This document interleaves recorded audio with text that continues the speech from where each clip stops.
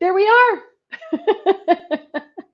Oh, wait, I forgot to turn you on, James. Sorry. There you go. Sorry. Forgot to Hi, turn you on. How are you? I'm great. Hey, we're back on Cool 98.3. Oh, I'm sorry. I forgot where we were. Fine. Give somebody else a plug. I appreciate that. I have to turn you up just a little bit there. Okay. Um, so welcome. I should have put in the description. Welcome. Come join me. See my new haircut. Got my haircut. Look at that haircut. It is fantastic. Thank you. It's the same cut I always get. It's the same thing. But if you find a good haircut, you stick with it. It's like a stylist. If you Yeah. find a good stylist, you stick with it Hi, because Mary. It's Jim. she's fantastic. So, hi, Jim. Hi, Jim. How are you? The wonderful Jim Crane, everyone. Come back. He should come back and say hello. Tell him to come back. Walk over and say hello. Oh, we can? Sure. I Yeah. think I could. Why can't he? I don't know if she'll hear you, but. Mary, you were so good the other day filling in for Kill Me that I didn't even change the station. I'm not going to lie. Oh, thank you. I appreciate that. I don't know if anybody heard him, but he complimented me being filling in for a kill me. He said he didn't even change the station. Thank you. Do you normally change the station? Busting my chops probably now. She said, "Do you Oh, I can normally hear change him the now. station?" No. Oh, that's you said no. So that For Valentine's this weekend. I can't hear him, James. Tell him to get I can't hear him. We're going to have Dina Martin for Valentine's Day this weekend on the big show. Oh, Always good to nice. see you. You're doing a hell of Take care. You can check out Jim Crane on WOND out of Right? 8 Atlantic to 10. City. That's Yep. right. 10 years coming up this summer. 10 10 years. years this summer. We'd love to Wow. have you some night.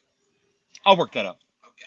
Yeah, we'll work that out. That's fine. I will be more than happy to make an appearance. I'd be honored. I just realized that wearing a black sweater against the black fireplace probably wasn't a good idea because I look like a disembodied head because I have a black Wow. sweater on against the black fireplace.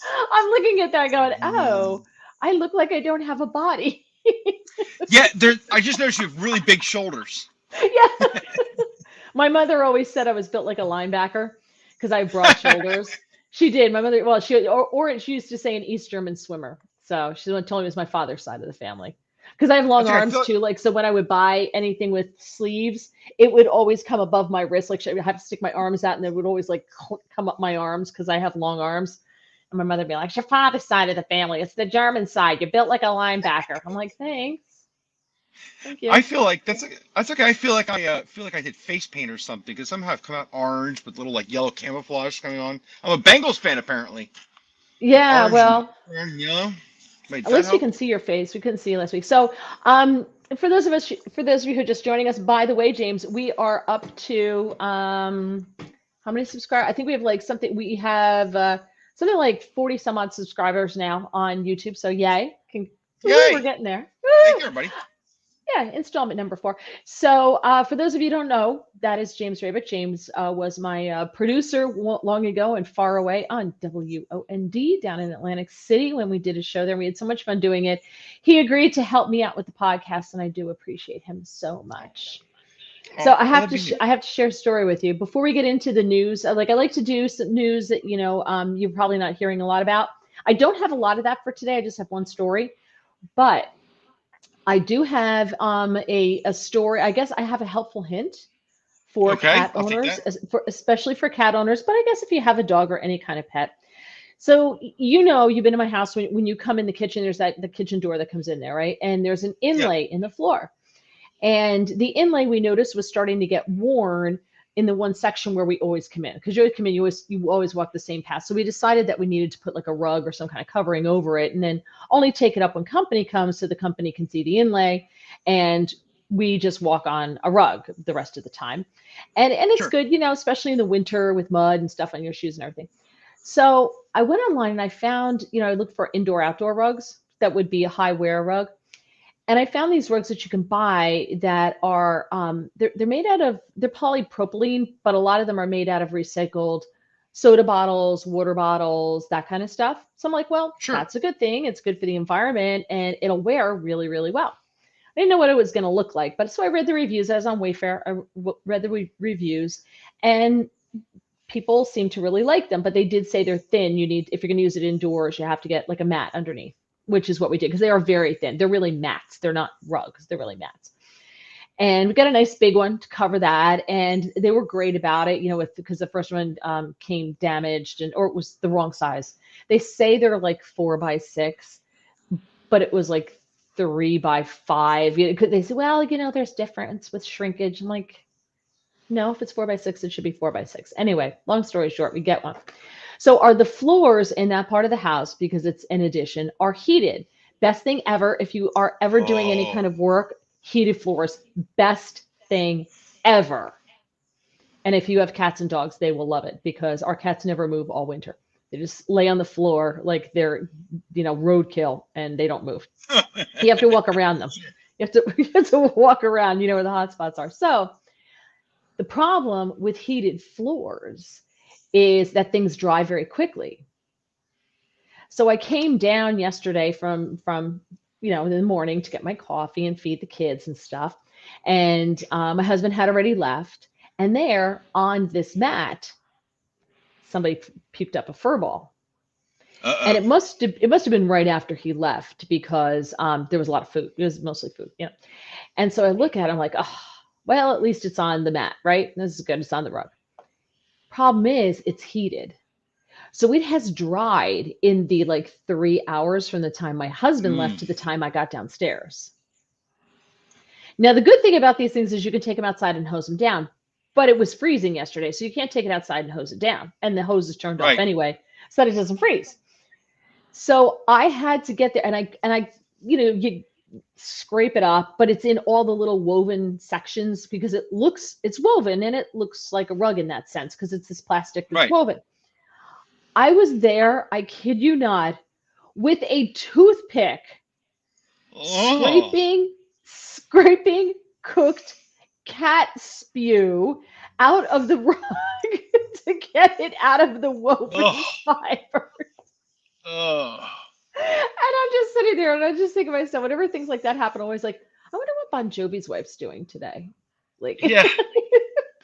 But I learned if they puke, what I've learned though, and I've shared this before, if they puke on a heated floor, like on the tile on the floor, because it dries, if you get a spatula, you can just scoop it right up like a pancake. You can throw it out and then you just go back and clean the floor and you put the spatula in the dishwasher and you're done. So the toothpicks are for getting it out of the really groovy parts? The fiber, because they're plastic, the polypropylene fibers, but they're woven like a rug. Yeah. So it gets in there because it doesn't have it's not like a rug in the sense that it has a pile fiber. It's literally teeny, not thick at all. It's like a mat. I got you. If it had been the summer, I would have taken it. I would have rolled it up, taken it outside, hosed it down, and I would have been done with it. Yeah. So that was my day yesterday. Oh, no good. Yeah. That's my life. That is not good. Not good. Yeah, picking cat puke out of the mat with a toothpick. Wow. All right, you said you had let's hear your story. You said you had a story. So one of the things about the show that we used to do is James always has these adventures in life that you never, ever, ever would know. Like most people would never have. Right. But James does. Right. So I'm pretty good friends with the plaintiff. I've referred to her a couple of times. That's my ex, who I call the plaintiff. Which the very first time I call her that, if I haven't said it already on the show, was on my old podcast, and because she listened to it, and when she did, she sent me the middle finger emoji, and she's like, "That's tacky." I'm like, "No, you're the plaintiff. That makes you right." She's like, "Oh, now I like it." So she likes it. Which, by the way, I like. By the way, I like her. Yeah, I like her too. She's great. She's awesome. I love her. She's great. So I was at But Wing she couldn't Wars live with weekend. you because no one can live with you. No, of course not. No, that's why we're still fine. We both admit that she's great and I'm terrible. So it works great. So I was at a thing called Wing Wars, which was down here at the Golden Nugget. I was a bunch of restaurants competing for the best wing, where I both talked a lot of smack. I was going to be fine eating the hottest wings that were there, and were you a judge? No, I was just there for this station, WMGM, helping them with our booth. But one of the hosts that I work with, Scott Chronic, his restaurant sponsored it, and so of course it was his show that I talked all the smack that I can eat hot wings. And without getting into too much detail, I know you know, I've been through some intestinal challenges that included a colostomy bag. So, spicy can be questionable. Can be questionable. So I talked all this smack, and this actually isn't the better part of the story. I did okay with the spicy stuff. I mean, I burned my mouth to the point that I could barely speak English, but that I got through to that. As I was sitting in the booth, though, I saw the plaintiff's brother, Billy, or Okay. AKA Bill, right? With Your his former fiance. brother-in-law. Yeah, my former brother-in-law. And we've always gotten along and never, had any problems or anything, but I haven't seen him in 5 years. So I certainly have never seen his beautiful fiance. I heard from her that he just got engaged recently, saw him with some of his friends, just far enough away that I had to yell his name, and maybe too far to be like the crazy person to go run up to your ex-brother-in-law and run up like a weirdo and go, hey, like, ta-da, But there wasn't, and weirdly, another guy next to me also yelled his name a few times, and this is what's weird. I think I saw the just out of the corner of the eye look of like, oh, hell no, and then turn back around. Wait, because you called his name and you recognized Yeah. him? Yeah, and I think he figured out who it was and then was like, oh, hell no, and then just kept going. But I can't prove it. You know what I mean? I don't want her. Like, I don't want to get her involved and make a big deal out of it. You know what I mean?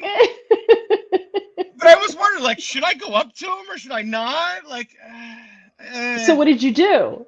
I did nothing. You didn't go up to him? No, like that was the right move, right? Like it Wait, so is right. wait. So I'm confused. First of all, Michael says that's what he calls his ex too, the plaintiff. Nice. Yeah. So you saw him, you yelled out. Yeah. But how did you? But you talked to her because you knew it was his fiance.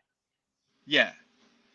I know. I didn't talk to the fiance at all. I was talking to my ex. I texted her. I only got a hold of her like a couple hours later. Oh, and I was okay. Like, I saw Bill, okay. and I saw the fiance. And I'm like, oh, that's Okay. He's doing good. I laughed. I said, I saw him. I think I don't know if he even saw me. She didn't react in a way that said like, yeah, he said you're an asshole. He doesn't ever see you again. There was no drama. That's what I also didn't want to like put him in like, like I don't want to be the, I don't know. You don't know how people feel in this situation. I don't always think it's natural that exes get along. Like my parents think it's weird that we get along so well. But you're divorced. You guys are divorced. Fully divorced. Yep. Paper signed. Right. Absolutely. Right. Yeah. And I blame you because I really like her.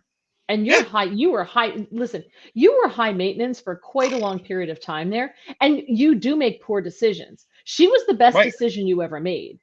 13 years she stuck that out too. Yeah. She was the best decision you ever made. And how she stuck that out for 13 years is beyond me. I don't know.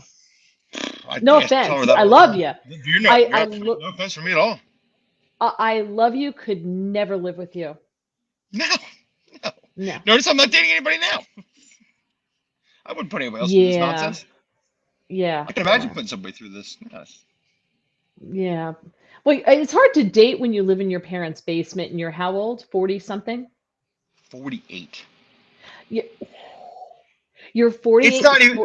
Yeah. It's not even like an apartment. It's Yeah.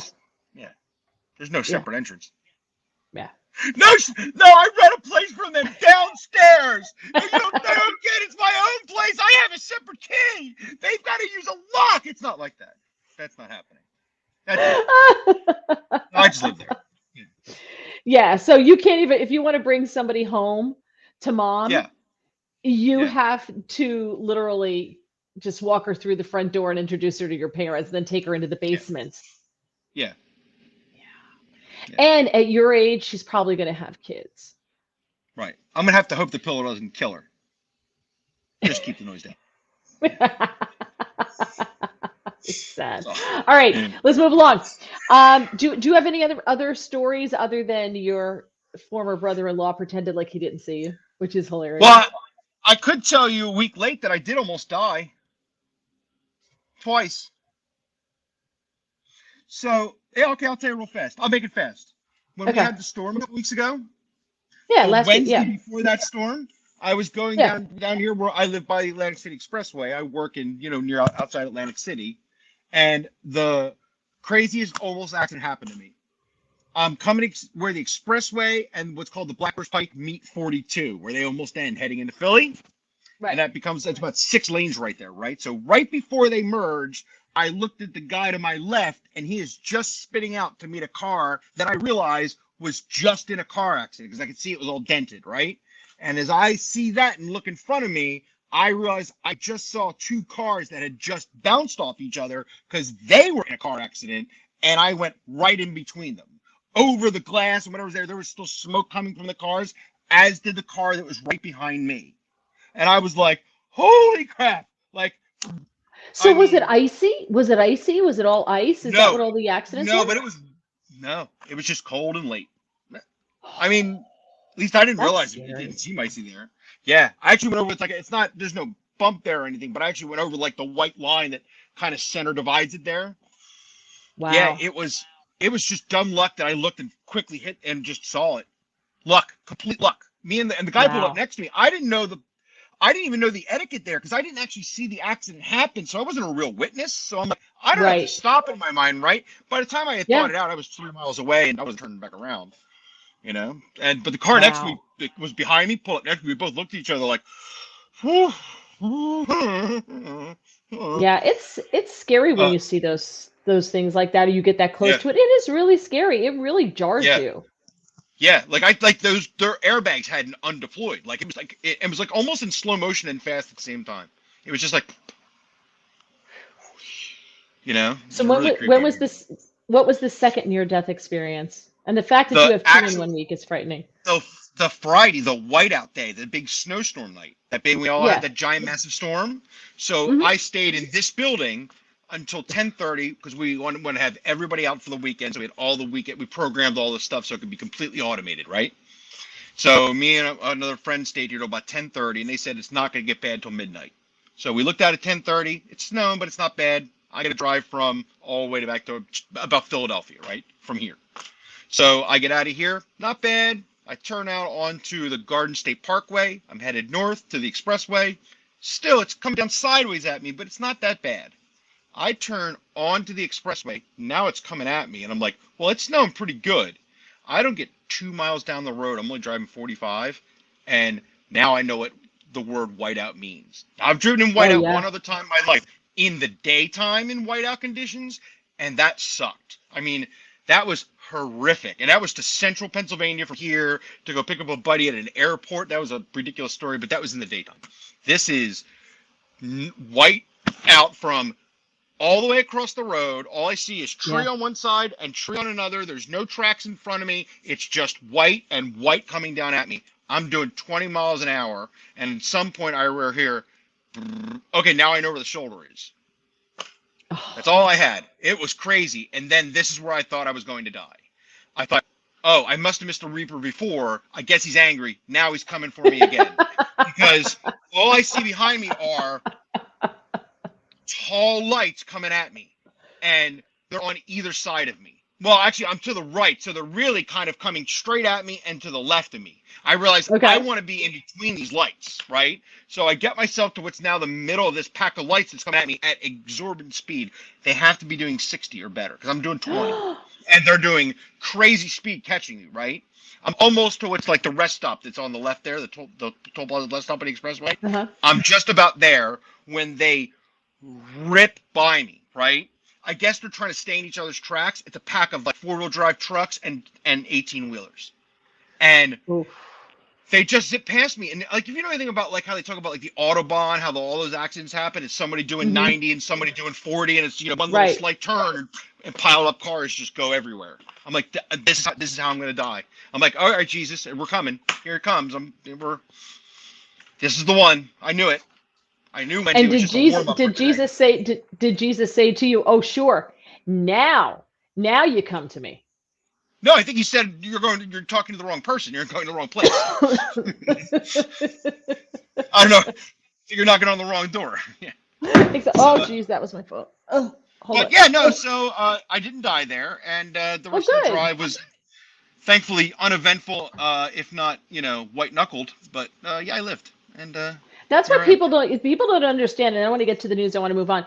But Yeah. people don't understand, like when you work in a radio station, you sometimes have to spend the night there for situations such as this. So I Yeah. did something similar when I was working back at New Jersey 101.5, that we were all supposed to stay there, right? And I said, Yeah. hell to the no, not happening, because they have one cot that has been in that radio station since 1947. Right. And it has the same blanket and one pillow that has been slept on by a parade of disgusting people. And or you get to sleep on the couch that again has been slept on by a parade of disgusting people. And I said, Yeah. nope. And I drove home in a blizzard. Now, it wasn't that far for me, thank God. But I said, no, I'm not doing it. And, if I'm not there tomorrow, if I can't get back, oh, well, have one of these people do it. I refused. I will not. I've never slept overnight in a radio station ever, because it's disgusting. Yeah. I do have sheet pad. I've said, as I have said to some before, I've said, yeah, there's a lot of people here I don't like, and there's a lot of people here I would never call my friend. So, not happening. I'm not sleeping with any of them. All right. So news that you probably haven't heard. I just have one story because we have some fun stuff to do tonight. We had some fun stuff that we would like to talk about. And hold on, we have some questions here. What is Rosalinda says? I had a surprise root canal at the endodontist today. My meds are working now. Good for you, Rosalinda. Good for you. Enjoy the ride. Don't operate heavy machinery. Yeah. And have one for me. And Scott says, oh, look at Scott says it's very easy to find us. Look at that on YouTube. So yay. Nice. Glad to see that. Fantastic. What does he say? Hook me right into Mary's show here. It's pretty easy. I just gave the group name. All right. Okay. Nice. Fantastic. Thank you, Scott. Okay, so I don't know if you've heard this, and I know the people who are in my group on Facebook, the Mary Walter Radio group, have seen this because I posted it there. But Louis Gohmert was just talking about this today. This is a big deal, and I don't know if you've heard it, James. The U.S. Capitol Police are now under fire from Congress because the U.S. Capitol Police Inspector General opened an investigation into allegations that the USCP, U.S. Capitol Police, illegally entered the offices of Republican members of Congress, interviewed their staffers, and took photos of documents that were protected under congressional rules. Now, Troy Niels is a congressman he's a member of the House out of Texas. He alleged that his office was one of several offices that had been illegally entered and searched by the U.S. Capitol Police. He says on his Twitter thread, the Capitol Police Intelligence Division investigated my office illegally, and one of my staffers caught them in the act. On November 20th, 21, Capitol Police entered my office without my knowledge and photographed confidential legislative products protected by the Speech and Debate Clause enshrined in the Constitution, Article 1, Section 6. 2 days later, on Monday, November 22nd, Thanksgiving week, 3 intelligence officers attempted to enter my office while the House was in recess. He said they never informed myself or senior level staff of their investigation, and the reasons are clear. They had no authority to photograph my office, let alone investigate myself or members of my staff. He says, gee, why could they possibly be doing this? And this is what he said. Maybe it's because I have been a vocal critic of Pelosi, the January 6th committee, and leadership of the U.S. Capitol Police about their handling of January 6th, the death of Ashley Babbitt, and the subsequent sham investigation.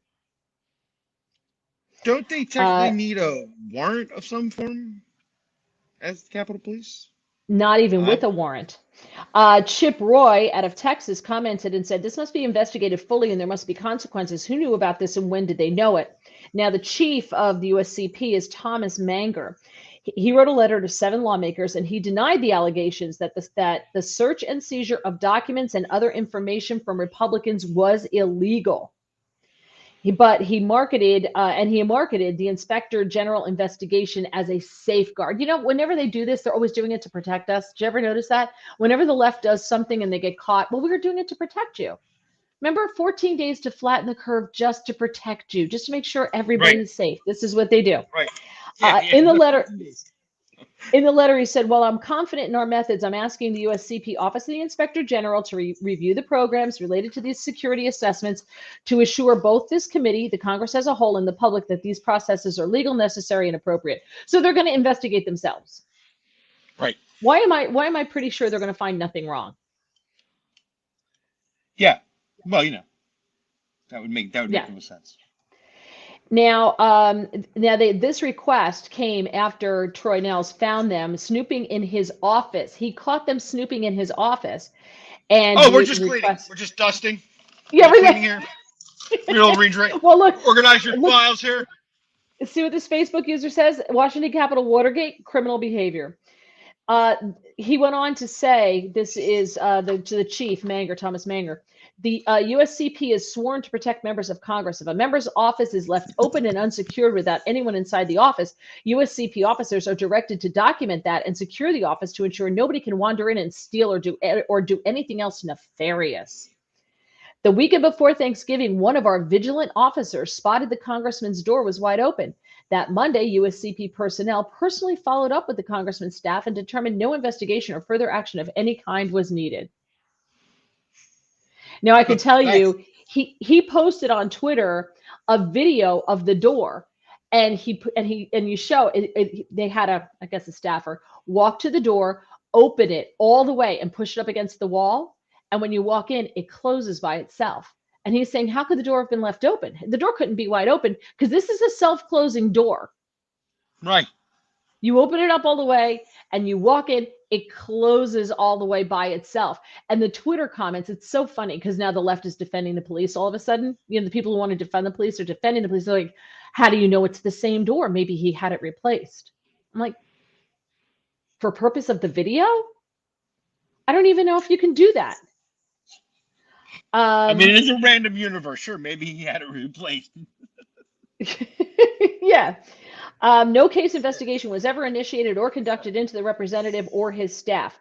Now, Louis Gohmert, my favorite, I adore Louis Gohmert, and he's leaving Congress. I'm so upset. He alleges, though, that the DOJ is mixed up in this, and I do not find that hard to believe because Biden has weaponized the DOJ. Obama kind of did, too. Gohmert said that in January, he received mail that was already opened, and it bore the stamp DOJ mailroom X-rayed. Gohmert argued that this search of his mail constituted a violation of the Constitution since congressional mail is constitutionally protected under the Speech and Debate Clause. This is felonious behavior. The Democrats spying on political opponents appears to know no end. He said the Supreme Court has made it clear that the Department of Justice cannot even use a search warrant to search a representative's mail and office. So to your point, when you said, well, don't they need a search warrant? Not even a search warrant. So I love this. Were the Capitol Police wearing face masks, COVID office contaminators? So I mean, what's happening to me is very scary because the government now is, all the branches of government, I think, have been weaponized, and they only go after their political enemies. That's what's happening. We have the party right now, and then if you are not a member of the party, you get investigated. This is third world stuff. This is dictator stuff going on. So good times. I wanted to share that. Yeah, I had to share that. Yikes. So, I need a all right. palate cleanser. All right. How about this for a palate cleanser? You talked about, nobody could live with you. Yeah. So, and it's funny. I have two weddings coming up in earbud fill out. I have two weddings coming up in the fall, right? One in September and one in October. And it's interesting because the wedding in September, they're not living together before they get married. She comes from a very religious family. They're Catholic. They're not living together. Okay. The wedding in October, they are living together right now. And pretty much everyone now lives together before they get married. I don't know when that became acceptable from parents, but now it's acceptable. And they're like, well, kids have changed. I'm like, Yeah. Kids don't change, parents change. Kids are all born the same. They're a blank slate, and parents tolerate it or they don't tolerate it. I don't Right. think it's a good idea and I don't like it, but kids have changed. I'm like, no, they haven't. So there was an interesting piece, and I know I sent it to you in the Wall Street Journal.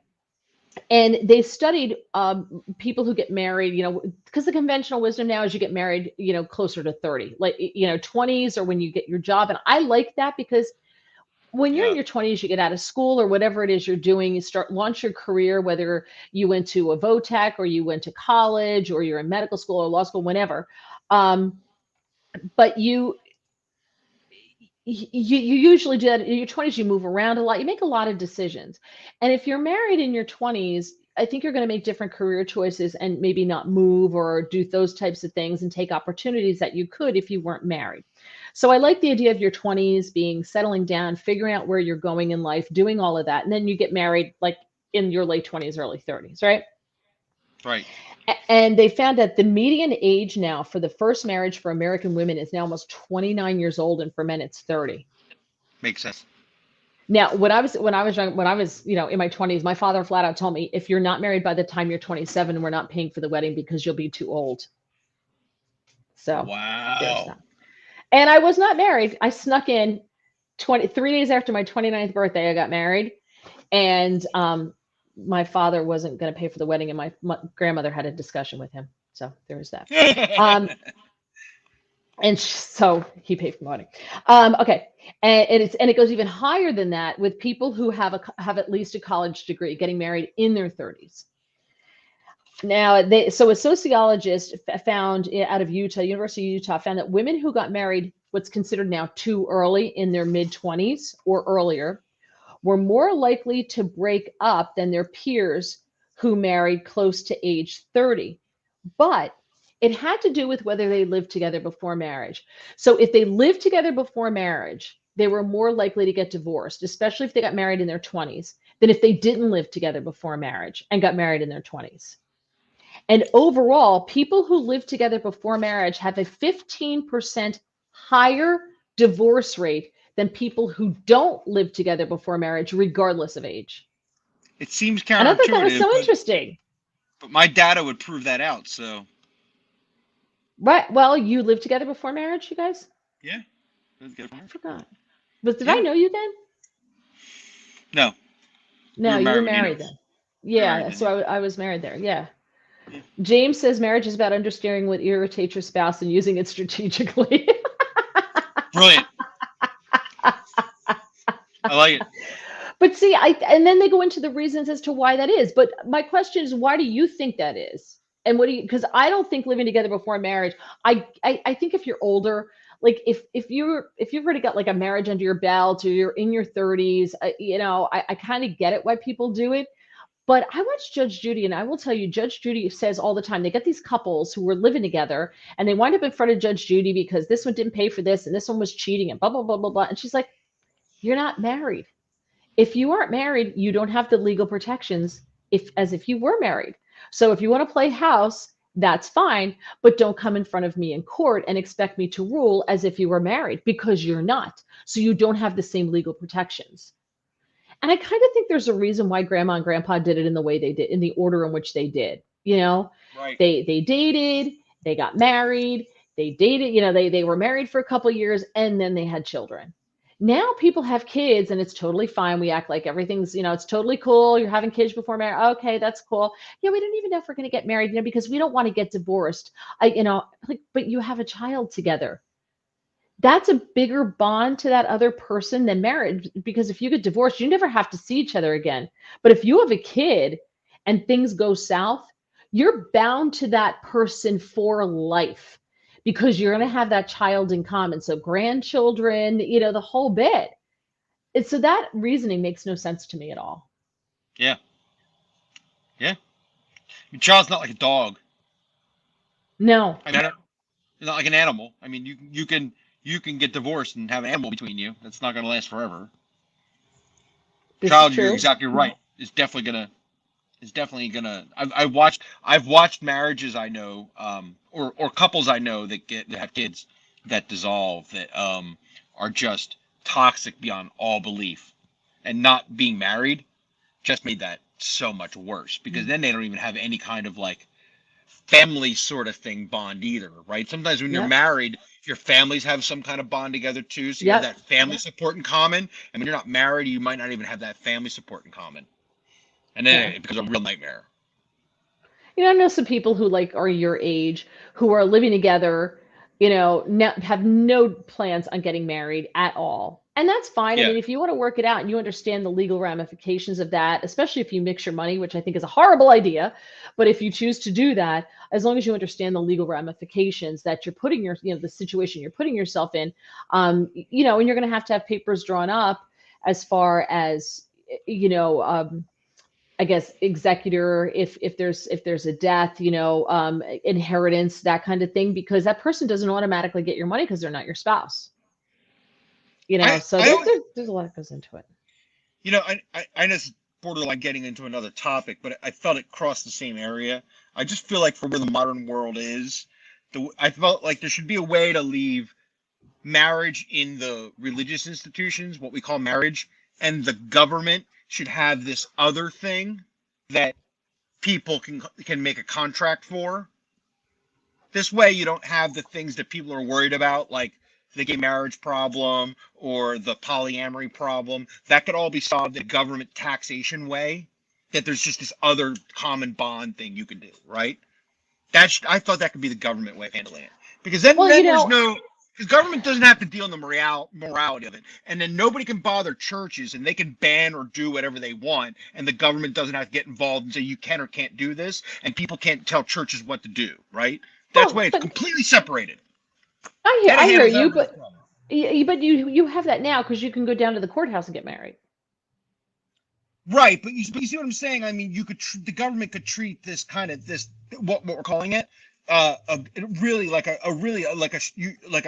literal contract, right? It's a very unceremonious thing, right? A contract, just a like what you do when you go down to City Hall and you sign the marriage contract, and they say, "Here you go." You're right. Yeah, I guess you're right. Yeah, the same thing. Now, let me ask you a question because you're. I guess we've never really have truly done that in a national level, right? But I mean, in the truest way I'm talking about, and I've always said that would answer a lot of these problems, right? If they did that for everybody, it'd solve the gay marriage issue, it'd solve all those issues for those people. But see, here's the thing. When you talk about gay marriage and forcing churches to do these things, not forcing churches to do these things. Be my right, point. but you can't force that on churches anyway, as we all know. Right. I mean that died out. I mean, because if you're not Catholic, you can't get married in the Catholic Church. You have to have your sacraments, you have to have the paperwork to show that you were baptized, you made your first communion, you made your confirmation, all that stuff. So just like I can't go into a Jewish synagogue and get married, I can't force them to marry me because they have a beautiful synagogue. But the flip is, you shouldn't be able to tell two men that they can't live in the same place and not be able to have the rights to like have just common taxes and any normal things. The government shouldn't care about that. Is my point. The church can care all at once. Well, the government should have no stake in it whatsoever. They should just be able to split the thing down the middle and go, this goes to you and this goes to you. I don't care who you and you are, or what. Right, but Jerry's point. New Jersey has a civil union or domestic partnership, right? So New Jersey has that. Many states do. Right. But my point is that's my point.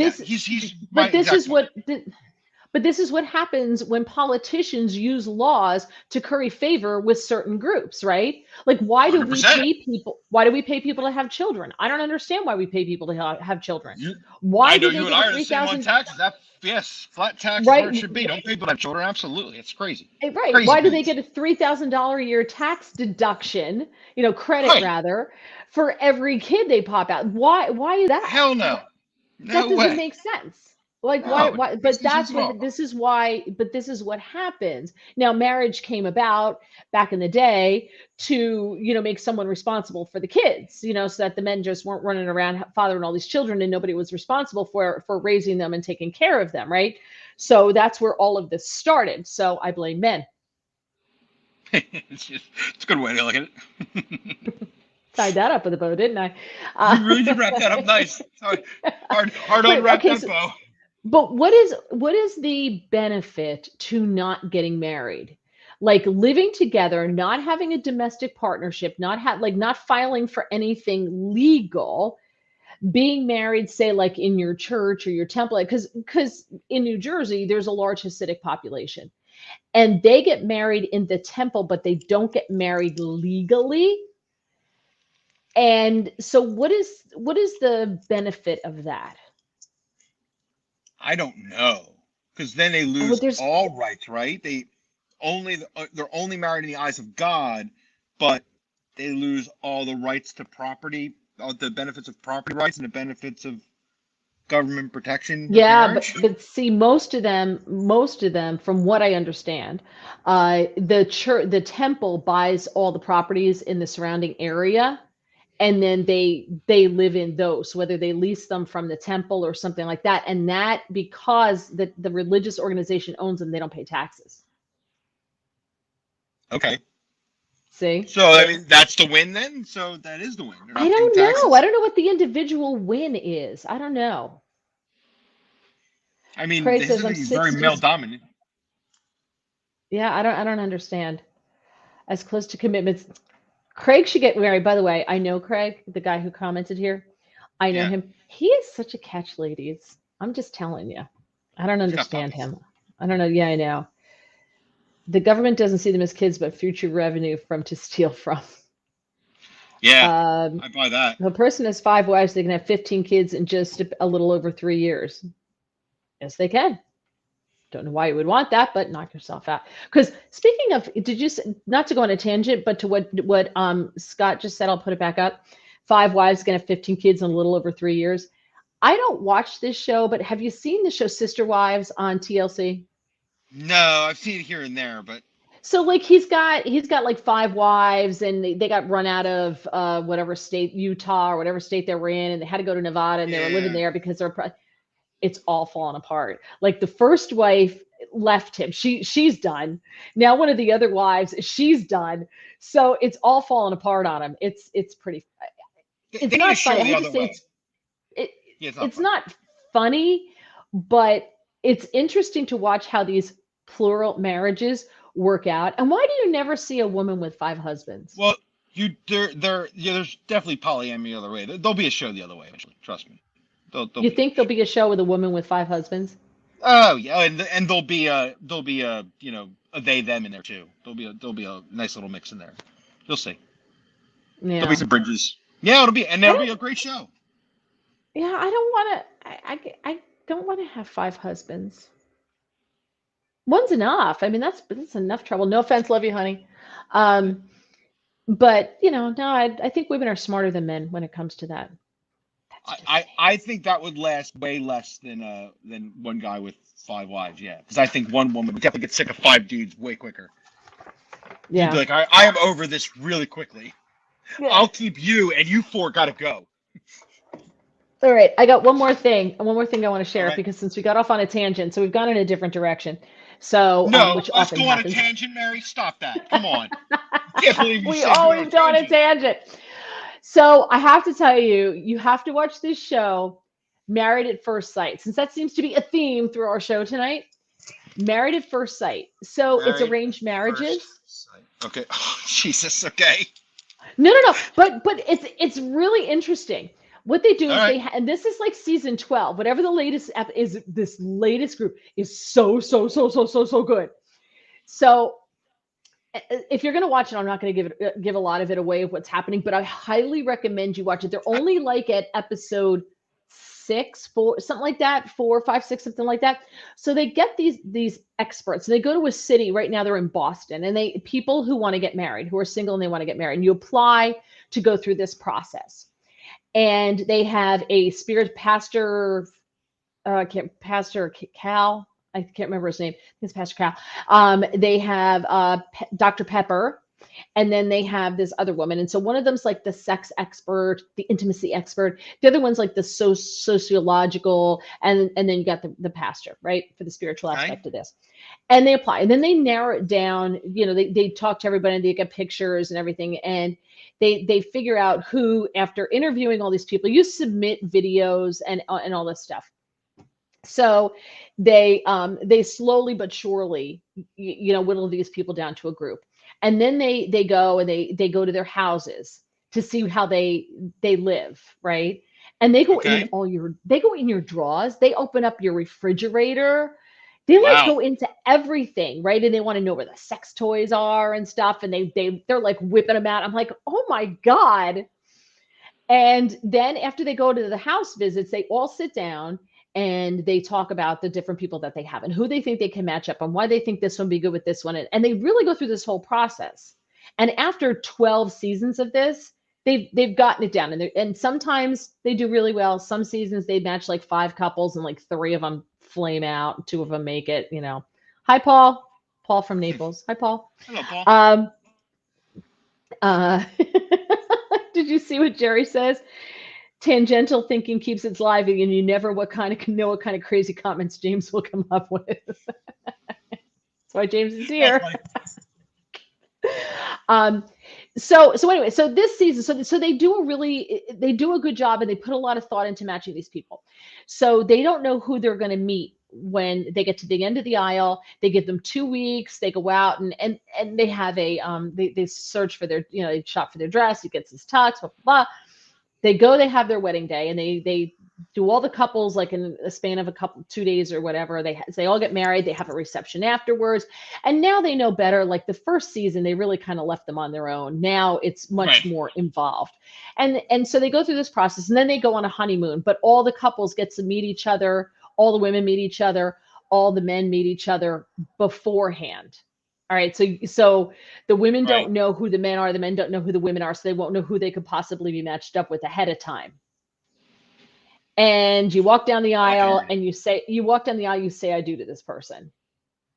And then the next day you meet you talk to the families a little bit more. They have brunch with them, and then they go on their honeymoons.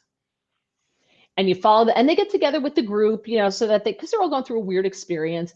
Then they come back and they all live in the same apartment building, but in different apartments. And, initially they had to go find a place to live and everything. Now they give them an apartment for the remaining, it's a 12-week experience or 8-week, whatever. And so they live in that for like the next 2 months, and they follow them. This one has a wild card in it. This, I'm telling you, has this has a woman. I already said it. This has a woman in it. Oh, it is so good. So good. I've never seen anything like it on the show before. I'm telling you, you have to watch it. That is my recommendation this week for reality show. I am so totally into that right now. I'm waiting for a new episode. Married at First Sight. Married at First Sight.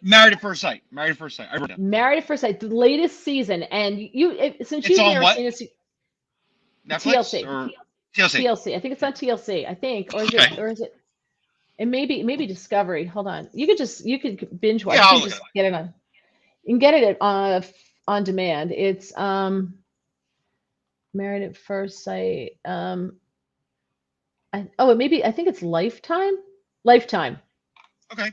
Easy to find. Well, just go to on demand since you want to watch the first couple of episodes, right? To catch up. So you see how they do the process and everything. But it is so good.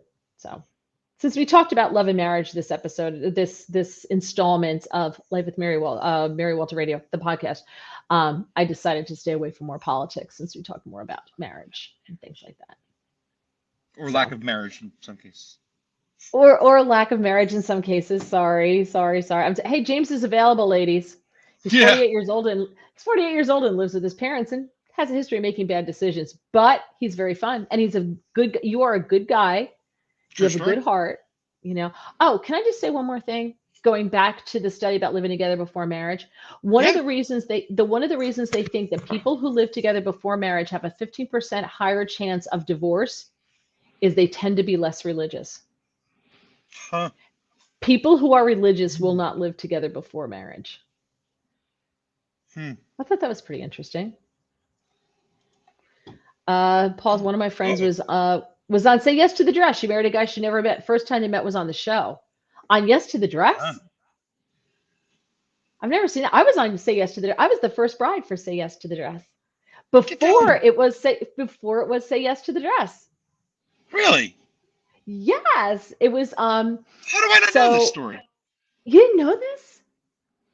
Yeah. So when I was getting married, we went to Kleinfeld's. At the time, it was in Brooklyn. This is before they were in Manhattan. It was in Brooklyn, and Right. we went. And when we went to go look for my dress, there just happened to be an NBC News crew for NBC Nightly News was doing a story on Kleinfeld's. And so I was one of the brides that was there when they were doing it and everything. And I was trying to figure out between these two dresses. I was between one and the other, and they were, which one was I going to pick and everything. So I was trying to figure out, so it was over. I picked a dress and got home and got in a big fight with my mother about the dress because she made a snide comment about it that she didn't make when we were in the store. We're in the car on the way home, and my mother goes, "Do you think you'll carry a wand down the aisle since you look like Glenda the Good Witch?" I'm like, that's what she says to me in the car after we put a down payment on the dress. Oh, that's a little aggressive. She's a little aggressive. And I was just, so there was a big fight. We come home and there's tears and screaming at each other. And my father's just there with the paper like this. He didn't want to know. He didn't want to know. Right. So I call, I make an appointment. I'm going back. Don't process the order, next day, stop the order, blah, blah, blah. I'm getting a new dress. I call NBC and I get put through, blah, blah, blah. All of a sudden, next thing I know, I'm talking to the producer.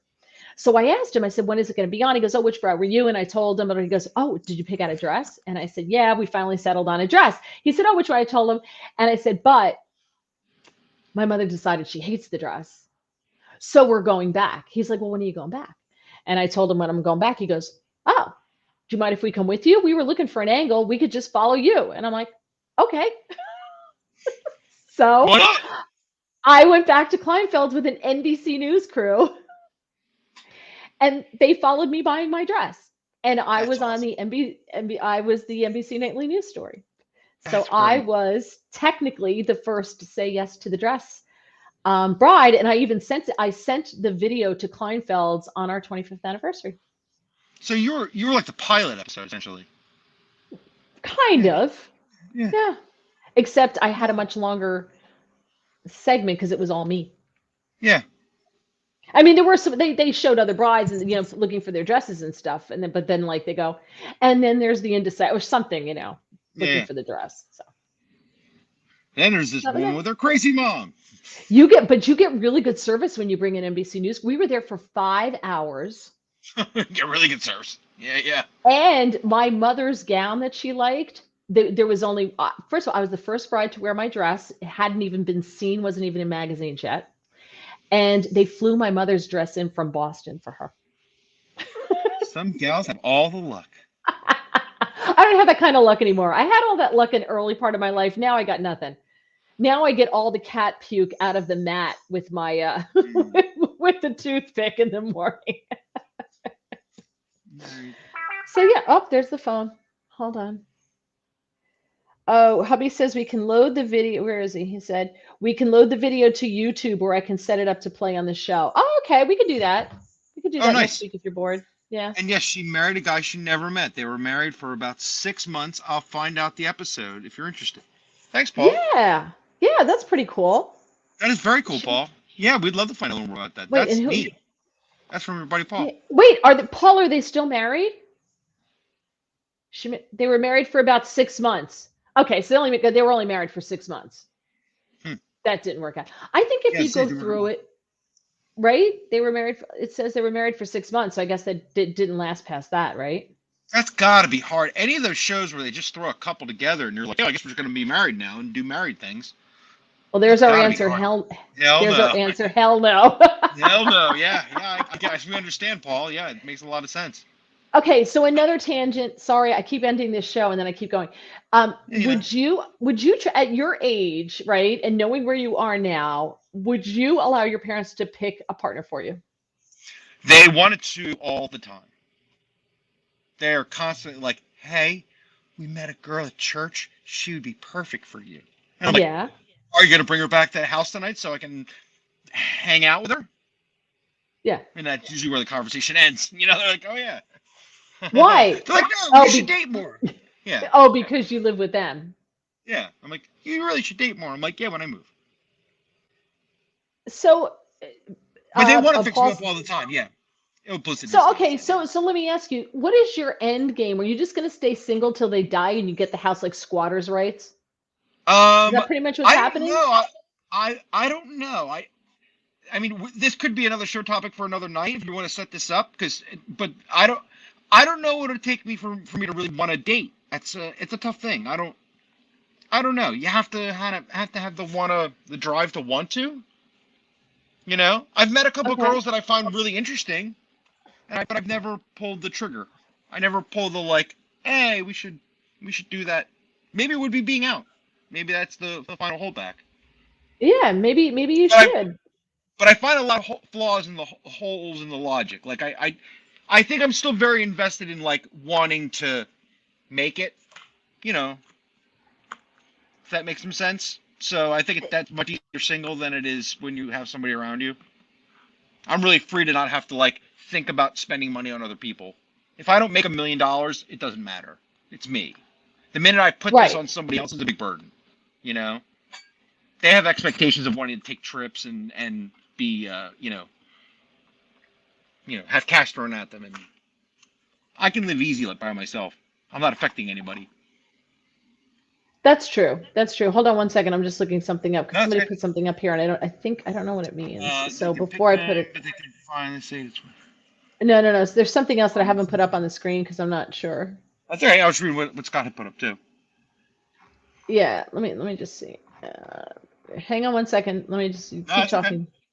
No, it's fine. I was just saying it is a weird thing to watch all your friends date and marry at 48. My uncle, was like I'm a lot like my uncle, my mom's brother. He didn't get married until he was in his 60s. Ironically, he married my Aunt Jen, who's 2 years older than me. So she loves that I call her Aunt Jen. 50. She finds that very amusing. But yeah, he was always a bachelor kind of guy. He was never. He's a lot like me. Yeah. I feel a big kinship with him. He was never the get married type. It happened very late in life for him, and it was literally because of her. She was some magical woman. He said that out of the blue somehow pulled him out of some kind of Well, weird they thing. they say there's a lid for every pot. Now, look what Scott says. Yeah. There's a web. He's got some hints for you here. Okay. Can you? Find all ages on there. I hear. Okay. You could try it out. I wasn't looking, Scott, but I'll take a look for fun. Sure. I don't know Got what it. this means. What do you think this means? What? Well, what means? Oh, did it come up yet? Oh, you're watching. There it is. VUM.today? I have no idea what that means. Me either. Thomas, I got nothing on that one, man. Yeah, I got nothing. I thought Villanova was playing somebody today, but it's got nothing. Hello. And then there's Scott says, see, you're Easy to tell watching. Filipinos now. Oh, that's all right. Yeah, I don't know why you're behind. It's kind of weird. It's all okay, whatever. They're probably a little bit more tolerant. So it might be I, right up I, your alley. I'll give you one 10-second story about that. You ready for this? You know how I sometimes am not I'm not always on time, let's say. I'm a little less than early. Oh my God, he's always late. Always late. So I got hired to play a drum gig for a Filipino folk festival, right? They wanted a drum set to go with a Filipino folk band, okay? And it's through a friend of a friend. So Okay. the rehearsal is in Philadelphia, and it's going to be at a theater in Philly, right? They're doing Okay. one big all day long rehearsal. So I'm driving in, and directions are a little weird, and I know Philly pretty well, right? So I'm going, and I realize I wanted to be there early. I realize I'm going to get there like 5 minutes early at best, but I have drums to load in, right? So I'm like, that's kind of going to be late, right? So I'm furiously trying to call this guy to let him know, like, hey man, what's the easiest way to get in here? Because I really want to get my stuff loaded in as fast as I can't get anybody on the phone at all. So I pull up to there. I get there. I don't see a single car. There is nobody around this block where this building is. Nobody. Not a soul. Nobody's even shown up to this thing 5 minutes before it's supposed to start. Which means they haven't even set up anything yet. So finally, this guy calls me 20 minutes late before it's supposed to start, and he goes, dude, why are you there so early? I'm like, they're early. He's like, Yeah, man, I'll call you in like 20 minutes. An hour and 15 minutes later, he and like the people he showed up with were the first ones there. And Oh my then their God. families start arriving. We didn't start for 2 hours. I'm like, these are my people. I wasn't mad. I was joyous. I'm like, these are my people. He's like, yeah, man, you should. I'm like, he's like, I am so impressed with you. I couldn't believe how early you got here. I'm like, 5 minutes early from when I was supposed to be here. He's Oh, like, I see. you are I would be mad. I would be so mad. best rehearsal I've ever had in my life. Practiced all day. They feed you all day long. There was like food cooking the whole time. It was magical. And then the performance was great. I could have had a better time. It was the great. They were the greatest people. I was like, yeah. It would I drive was me like, crazy. if I were gonna ever change like race teams, I'm going Filipino. All right. Yep. Well, like I said, if you What a watch country. 90 Day Fiance, another reality show that I love, a lot of American men go for Filipino women because they're very tolerant of a lot of stuff. Because Yes. they just So want to get to the US. So if you're willing to give them a green card in exchange for all of the crap that they have to put up with, they have a very high tolerance for crap. right. So that may be your niche. Look, I'm sorry you missed your flight because I didn't get the ticket, but I got the ticket now. So now you just have to wait for another flight, and then you'll be on it. And I'll only be 2 hours late to pick you up. Exactly. But see, Love if you she too. knows you're going to be 2 hours late, she's going to tell you 2 hours before. That's right. Because I always used to be late, and my at the time boyfriend, now husband, told me he told me like an hour before he was going to pick me up, and I was actually on time. I was going to show him, I was going to impress him. I'm sitting on my front porch at like 6 o'clock in the morning because I figured we were going skiing or something, and he wasn't picking me up till like 7, but he told me 6, and I was sitting out there at 6. I was so mad. And he goes, "No, you know how I feel when I have to sit around waiting for you." And so I was never late again after that. Never Well, late. that IT guy's brilliant. I have the best IT guy. All Dude, right, he's so smart. we're out of here. We're out of here. We will see you next Thursday. Yep. And don't forget, please subscribe to the YouTube channel. If you go to YouTube, just look for Mary Walter Radio. Oh, there it is, right there. Subscribe to my YouTube page, Mary Walter Radio. And please subscribe, because if we get more subscribers, I can eventually start having guests on here, because it's hard to get some of these guests that I could get on and say to them, yes, we have 42 subscribers. So it is only our fourth show. Dedicated. Yeah, it is only my fourth show. So maybe we'll have the Kleinfeld's video ready. We could play that next week. Because Cool. that's what you want to see for a couple of minutes, is that, and I can't wait. and hopefully James will stay out of trouble, and I will have no Yeah. cat puke stories, and we'll see what happens between now and then. Thank you to everybody. Thank you for all the comments. Thank you for watching. We really appreciate it. And James, have a safe trip home, please. Yes. Okay. Enjoy your house. All right. Enjoy Don't my fall. house. Don't fall. I'm not gonna fall. All right. Goodbye.